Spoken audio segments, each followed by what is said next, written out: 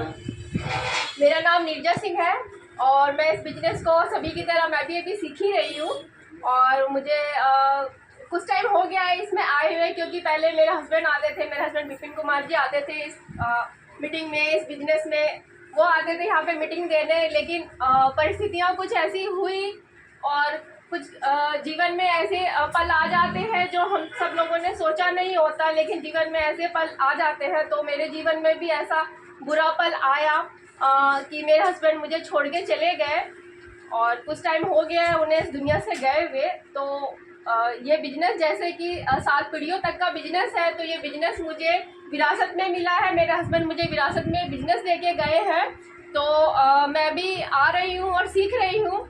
और कहते हैं सीखने की कोई उम्र नहीं होती, जब से आपने शुरू किया तब से ठीक है। तो नाम नीरजा सिंह है और कहते हैं कि किसी काम को करने से अच्छा है कि उस काम को सही समय पे किया जाए। और सही समय पे करने से मतलब है कि मैं एक एग्जांपल दे के आपको समझाना चाहूँगी कि सही समय पे कोई भी काम क्यों करना चाहिए। तो आप देखिए कि जब 1950 का युग था, जब 1950 का दशक था, उस टाइम में कौन सा बिजनेस ट्रेंड कर रहा था? वो जो युग था वो प्लास्टिक युग था। उस टाइम में प्लास्टिक बिजनेस ट्रेंड कर रहा था, प्लास्टिक बिजनेस बहुत जोरों पे था। और उस वक्त में जिन लोगों ने प्लास्टिक बिजनेस में अपना पैसा लगाया, अपना पैसा इन्वेस्ट किया, अपना टाइम लगाया, उन लोगों ने बहुत पैसा कमाया उस टाइम में और करोड़पति और अरबपति हुए। लेकिन अगर आज कोई सोचे 2024 में कि मैं प्लास्टिक में पैसा लगाऊं और मैं भी टॉप पे जाऊं, करोड़पति और अरबपति बनूं, तो ये थोड़ा मुश्किल है।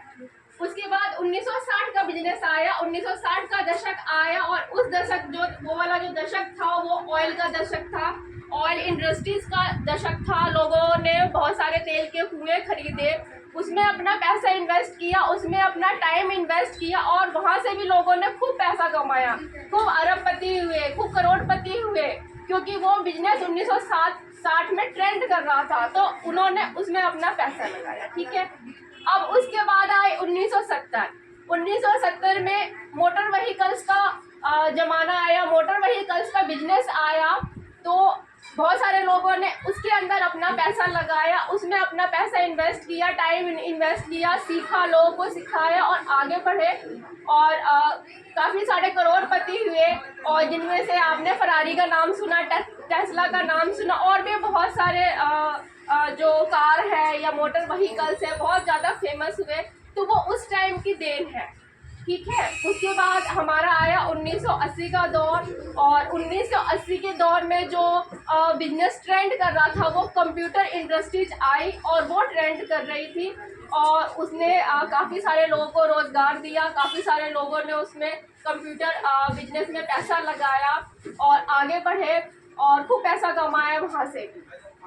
उसके बाद आया 1990 और 1990 में हमारे यहाँ इंटरनेट आया, ठीक है। इंटरनेट आया, लोगों ने खूब अपने घरों में साइबर कैफ़े खोले, खूब साइबर कैफ़े में पैसा लगाया, इंटरनेट में पैसा लगाया और ये नया नया बिजनेस आया था। लोगों ने इसमें पैसा इन्वेस्ट किया और नया नया पैसा कमाना शुरू किया कि ये बिजनेस उस वक्त बहुत ज़्यादा ट्रेंड में था, ठीक है।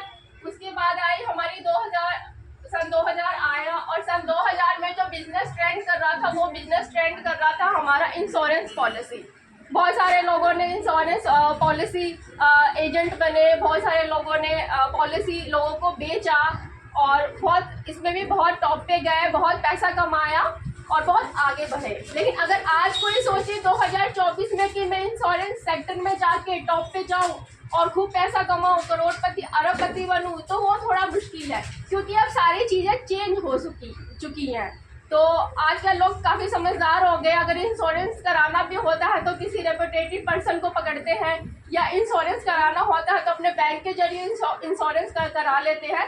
तो अब एजेंट वाला जो काम है वो उस हिसाब से नहीं चल रहा है। तो हमें सही समय पे सही काम करना इसलिए ज़रूरी है क्योंकि हम उसमें आगे बढ़ सके। तो अब आई 2010 की बारी और 2010 में जो बिजनेस ट्रेंड कर रहा था वो हमारा डायरेक्ट सेलिंग ट्रेंड कर रहा है और आज तक ट्रेंड कर रहा है। तो ये हमारे 2010 से 2024 तक का है, वो हमारा डायरेक्ट सेलिंग ट्रेंड कर रहा है, यानी हमारा आरसीएम बिजनेस ट्रेंड कर रहा है। तो ये बिल्कुल राइट टाइम है कि हमें इस बिजनेस में आना चाहिए, इस बिजनेस को सीखना चाहिए, इस बिजनेस को समझना चाहिए और इस बिजनेस को करना चाहिए। तो इस बिजनेस को करने के तो बहुत सारे फ़ायदे हैं। दोनों सरों ने बहुत अच्छा बताया कि इस बिजनेस को करने से क्या क्या फ़ायदे हैं और आप क्या क्या ले सकते हैं। ठीक है, तो इस बिजनेस की जो सबसे बड़ी खूबी है हम मिडिल क्लास लोगों के लिए कि ये ज़ीरो इन्वेस्टमेंट से शुरू होता है। यहाँ पे आपके कोई पैसे नहीं लगते। ठीक है, क्योंकि अगर आप एक ठेला भी लगाते हैं कोई इंसान तो उसको भी 50,000 रुपये चाहिए उस ठेले को लगाने के लिए, उस बिजनेस को स्टार्ट करने के लिए। लेकिन यहाँ तो ज़ीरो इन्वेस्टमेंट है, यहाँ तो आपको कोई पैसे खर्च नहीं करने। जो राशन का सामान आप लाला की दुकान से लाते थे वही राशन का सामान आपको यहाँ से लेना है, हमारे आरसीएम के पिकअप सेंटर से लेना है। ठीक है, और ये बिजनेस आप कहीं से भी कर सकते हैं, किसी भी शहर से कर सकते हैं, अपने गांव से भी कर सकते हैं। इसके लिए आपको अपना शहर छोड़ने की ज़रूरत नहीं है, क्योंकि बाकी कामों में देखते हैं कि हम गांव से या अपने शहर को जहाँ हम बचपन में पले बढ़े उस जगह को छोड़ के हमें शहर जाना होता है, बड़े बड़े शहरों में जाके हम काम की तलाश में जाते हैं। पर ये जो बिजनेस है ये तो आप कहीं से भी कर सकते हैं, न इसमें आपको पैसा लगाना, आपको अपना घर छोड़ना पड़ा। ठीक है, और इसके अंदर सेहत से रिलेटेड इतनी सारी चीज़ें हैं, स्वास्थ्य से रिलेटेड इतनी सारी चीज़ें, इतने सारे न्यूट्रिशंस हैं कि आपको कोई बीमारी छू ही नहीं सकती। अगर आप ये सारे प्रोडक्ट यूज़ करें अपने अकॉर्डिंग तो कोई बीमारी आप तक छुएगी नहीं। और जो पैसा आप लोग कहते हैं कि बहुत सारे लोग कहते हैं कि भाई ये न्यूट्रिशंस बहुत महंगे हैं, तो मैं उनसे एक बात कहना चाहूँगी, जब आप बीमार पड़ते हैं और हज़ारों रुपए का आप टेस्ट कराते हैं, हज़ारों रुपए जब आप डॉक्टर को देते हैं, अगर वही पैसा आपने अपने खाने पीने पे लगाया, वही पैसा आपने इन न्यूट्रिशंस पे लगाया, तो उस डॉक्टर को पैसे देने से तो अच्छा है कि आपने खुद के ऊपर वो खर्च किया, बीमार तो नहीं पड़े, स्वस्थ तो रहे, अपने बच्चों को अच्छे से पाल सकेंगे, अपने फैमिली को अच्छे से देख सकेंगे। एक महिला के लिए तो बहुत ज़रूरी है स्वस्थ रहना, क्योंकि आप देखते हैं कि महिला एक दिन बीमार पड़ गई तो घर की कैसी हालत हो जाती है, बहुत ही ज़्यादा ख़राब हालत हो जाती है। हम लोग बिस्तर में पड़े हैं, हमारा घर बिखरा पड़ा है, बच्चे इधर है, हस्बैंड उधर है, वो सब परेशान होते रहते हैं। तो एक महिला के लिए तो बहुत ज़रूरी है कि हम न्यूट्रिशंस को समझे, जाने, उनकी जानकारी है। तो ये चीज़ है। तो और ये बिजनेस हमें क्यों करना चाहिए, क्योंकि ये बिजनेस जो मिडिल क्लास फैमिली के लिए वरदान है, क्योंकि इसमें पहले बताया कि कोई पैसे नहीं लगते, तो इसमें कोई इन्वेस्टमेंट ही नहीं है, तो आपको पैसों के बारे में सोचने की ज़रूरत ही नहीं है। ज़ीरो इन्वेस्टमेंट से ही आप बिजनेस शुरू कर सकते हैं। और आप देखिए कि जब आप लोग अकेले काम करते हैं तो आपके सिर्फ 2 हाथ होते हैं, लेकिन अगर इस बिजनेस में आपने 10 भी एक्टिव लोगों को जोड़ लिया तो आपके कितने सारे हाथ हो जाएंगे। अकेले आप 8 घंटा काम करते हैं, लेकिन उन 10 लोगों ने आपके लिए 2-2 घंटे काम कर लिए, तो कितने ज़्यादा घंटे हो जाएंगे आपके लिए।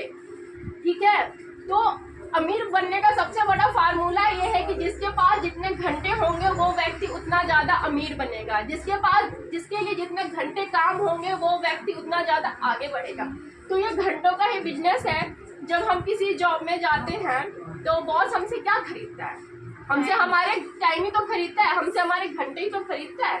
हम उसके लिए वहाँ 8 घंटे 10 घंटे काम करते हैं, लेकिन हम अपने लिए 2 घंटे यहाँ पे नहीं निकाल सकते क्या?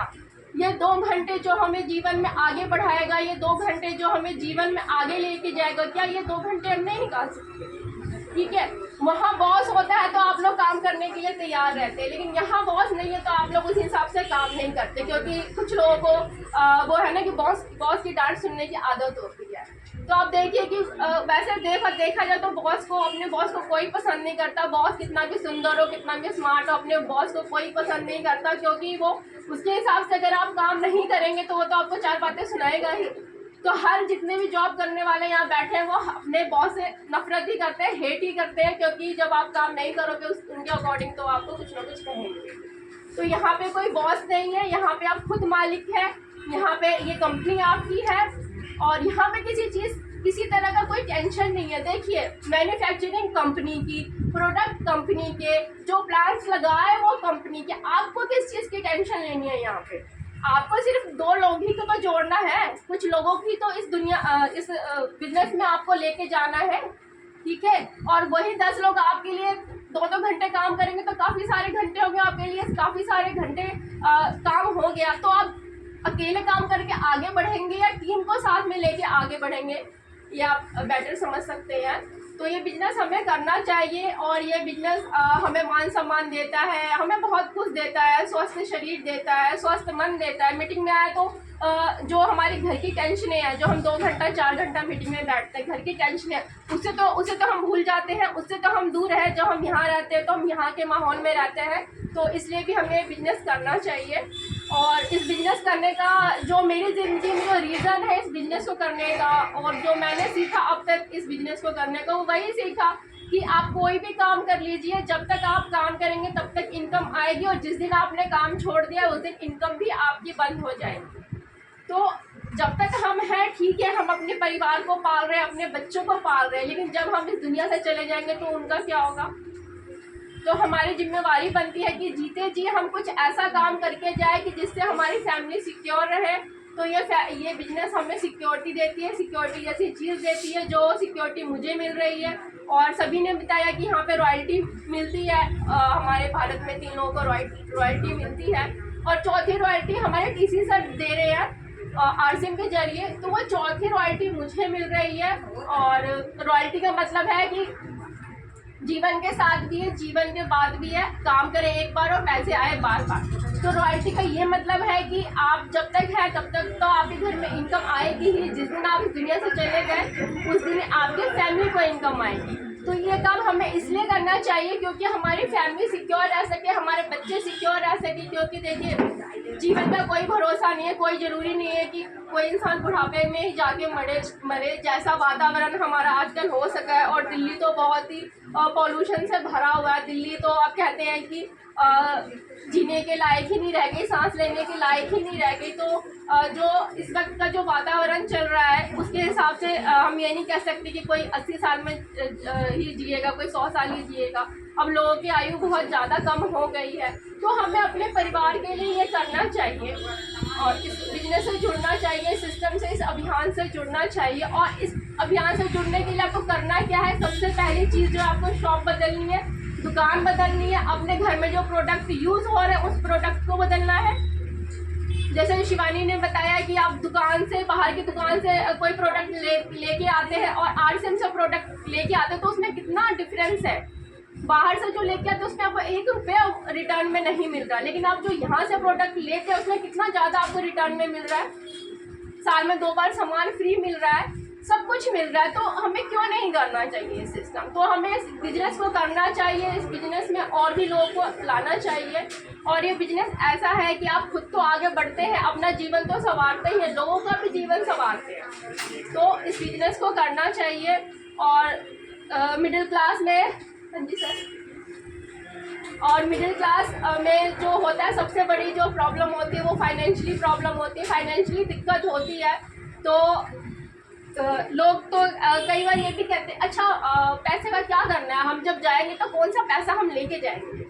ठीक है, हम जब जाएंगे तो हम पैसा नहीं लेके जाएंगे, हम इस धरती से कुछ भी लेके नहीं जाएंगे, लेकिन जीते जी तो यही पैसा काम आता है। जीते जी तो हम इसी पैसे के लिए इतना संघर्ष करते हैं। तो पैसा, कहते हैं पैसा खुदा नहीं है तो खुदा से कम भी नहीं है। और हमें अगर पैसे कमाने का इतना अच्छा अवसर मिल रहा है, इतना अच्छा अपॉर्चुनिटी मिल रही है, तो हमें इसे स्वीकार करना चाहिए, इसे एक्सेप्ट करना चाहिए। और इस बिजनेस में आने के लिए आपको सोच बदलनी है, संगति बदलनी है, क्योंकि संगति का बहुत बड़ा महत्व है। क्योंकि एक इंसान अगर सत्संग वाले संगति में रहता है तो वो उसी तरीके का बनता है, और एक इंसान जो पीने खाने वालों के साथ रहता है वो उसी तरह का बनता है। तो हमारे माहौल में आने के लिए, हमारी संगति में आओगे तो आप आरसीएम में आओगे, आगे बढ़ोगे, नाम रोशन करोगे अपने परिवार का, और अपने परिवार को सिक्योर करके जाओगे। अगर बाहर की संगति में जाओगे, या अब तक इतने सालों से आप बाहर की संगति में थे, तो आपने देखा ना वहाँ पे क्या मिला, कुछ नहीं मिलेगा। बाहर के लोग आपकी टांग खिंचाई करेंगे, आप कुछ अच्छा करने की सोचोगे, करोगे तो आपको और डिमोटिवेट करेंगे। अच्छा तू ये कर रहा है, तू ऐसे कर रहा है, इसको करके कोई फायदा नहीं। ठीक है, और आरसीएम में देखिए सारे पॉजिटिव लोग मिलेंगे, आपको कोई ऐसा नेगेटिव पर्सन नहीं मिलेगा, शायद ही कोई हो, लेकिन सारे पॉजिटिव लोग मिलेंगे। तो इस सिस्टम को करना चाहिए। और रॉयल्टी तक पहुंचने के लिए मेरे हस्बैंड ने बहुत परेशानी का सामना किया। ऐसा नहीं कि कोई भी चीज़ आसानी से मिल जाती है, टाइम लगता है इसको करने के लिए, मेहनत लगता है, संघर्ष लगता है। वो मेरे हस्बैंड ने सब किया। मैं हमेशा कहती हूँ कि मेरे हस्बैंड ने कभी दिन नहीं देखा, कभी रात नहीं देखी। उनको तो मैं कहूँ तो उनको भूख प्यास भी नहीं लगती थी। वो सुबह घर से एक बार खा के निकलते थे और रात के 11-12 बजे वो घर पहुँचते थे। तो उन्होंने बहुत मेहनत किया, दीदी जी उन्होंने बहुत मेहनत किया। और उस वक्त तो मुझे भी ये चीज़ें समझ में नहीं आती थी। मैं भी उनसे यही कहती थी कि विपिन जी आप क्या अपना अच्छा वाला काम छोड़ के, जहाँ से इनकम आ रही है, टीचिंग करके इनकम आ रही है, उस काम को आप छोड़ के किन काम में लगे हो, किन आप चक्करों में लगे हो। क्योंकि देखिए उस टाइम जो था ना, शुरुआत का टाइम था, तो उस वक्त पैसे आते हुए दिखते नहीं है। शुरुआत में ये बिजनेस है कि पैसे आते हुए नहीं दिखेंगे, तो मुझे भी नहीं दिख रहे थे। मुझे तो वही कोचिंग सेंटर से, वही स्कूल से पढ़ा के जो एक्टिव इनकम आ रही थी, मुझे वही एक्टिव इनकम दिख रही थी। तो मैं भी बहुत खिलाफ ही रहती थी इस चीज़ की कि विपिन जी आप क्या काम कर रहे हो, आप सारा दिन घर से बाहर रहते हो और इनकम तो कुछ आती हुई दिख नहीं रही है।